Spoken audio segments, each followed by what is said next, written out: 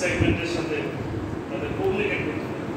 যেমন ধরেন যে একদম প্রতিবন্ধী বাচ্চা রিক্সায় সে হাঁটাচলা স্বাভাবিকভাবে করতে পারে, কিন্তু কথা বলতে পারে, তার ভাষাটা তো মানুষকে বুঝতে হবে, রিক্সা তার ভাষাটা দোকানদারকে বুঝতে হবে, তার ভাষাটা তার স্কুল শিক্ষককে বুঝতে হবে যে তার বাড়ি খাইতে ইচ্ছে করছে বা তার ক্লাস থেকে বের হয়ে যাওয়ার প্রয়োজন, বাথরুমে যাওয়ার প্রয়োজন। এই সাইনে যদি আমরা না বুঝি, এরকম না মানুষকে সিলেক্ট করতে পারি, তাহলে কিন্তু আমরা তাদেরকে এই স্थिতি নিয়ে আসার যে উদ্যোগ সরকার নিয়ে থাকে সেখানে আমরা বাস্তবায়ন করতে পারি।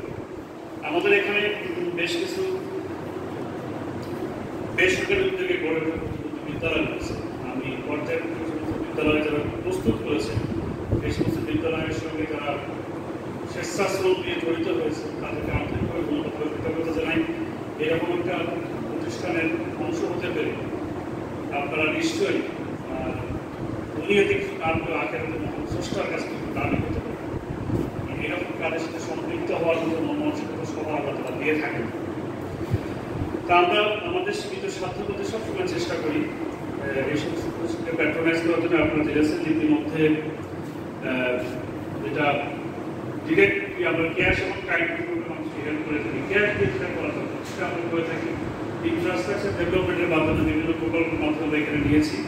আমাদের হিসাবগুলি গত অর্থ বছরে আমাদের টোটাল সরকারি বরাদ্দে কমপক্ষে 1 থেকে 3% টাকা আমরা এই দিতে ব্যয় করেছি। আমার কাছে কমপক্ষে যেগুলো এসেছে, আমরা এখানে 4টি বিদ্যালয়ে বাচ্চাদের যাওয়া আসার জন্য ভ্যানের ব্যবস্থা করে দিয়েছি সরকারি খরচে।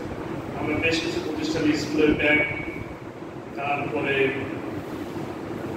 তাদের সুরক্ষার জন্য বাউন্ডারি বিদ্যালয়ে এবং তাদের বিদ্যালয়ের